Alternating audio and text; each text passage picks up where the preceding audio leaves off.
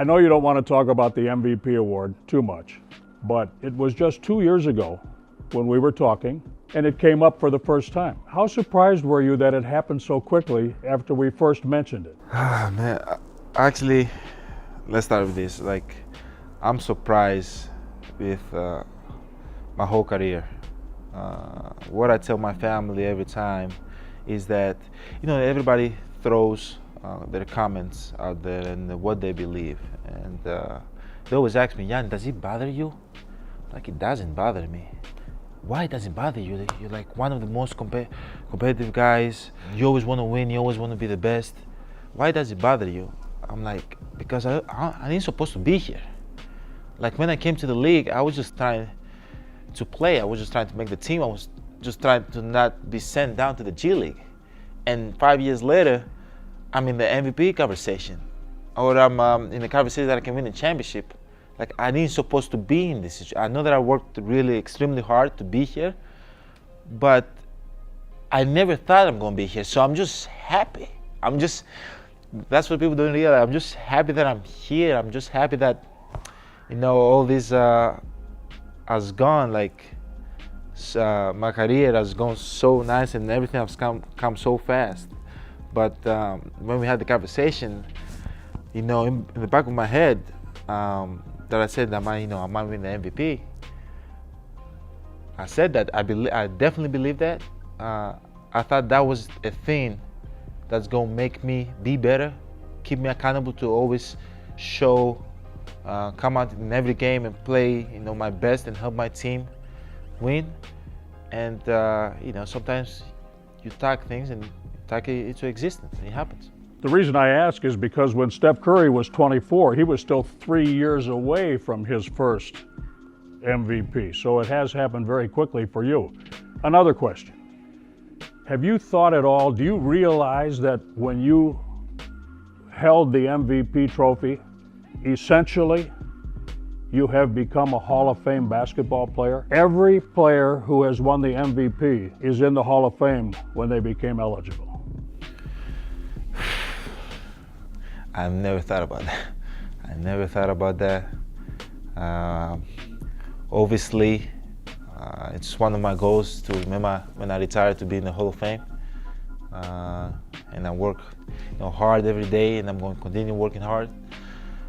But I never thought about every MVP goes into the Hall of Fame. They have so far. They have so far. Man, Jim, all I can tell you is that I'm going to keep working hard. And even when I hold the MVP, hand it in my hand, I wasn't even thinking about it. I was just thinking about, man, like, I did it, and I didn't just do it for me. I did it for my, teammate. I did it for my family.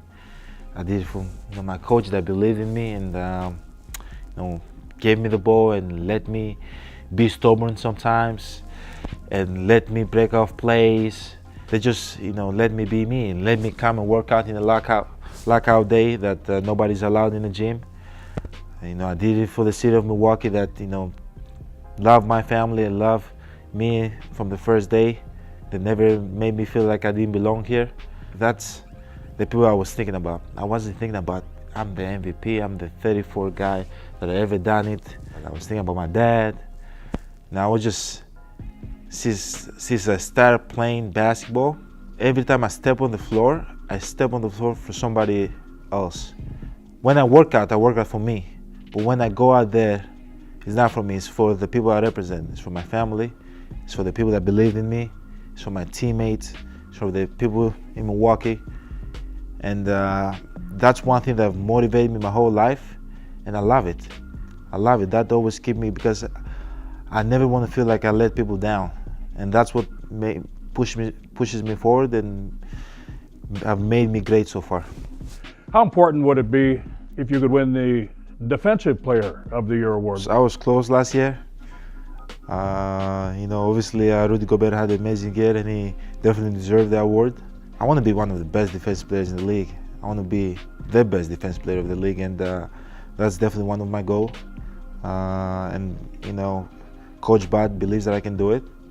So I'm not trying to let anybody down. I'm just gonna go out there and, defend, in the best of my ability and help my team get stops.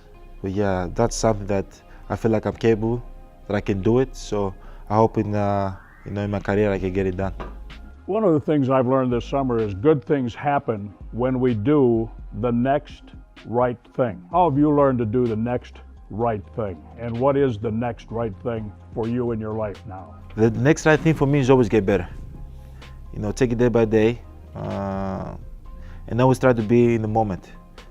I feel like once you start thinking about the future and thinking about championship and all that, obviously we have goals in our head, but that makes you nervous. That gives you anxiety for no reason. And always in my head, and the reason that I've been able to play in high levels, that I'm always in the present. I always want to be better. Even when I fail and I learn and I become better.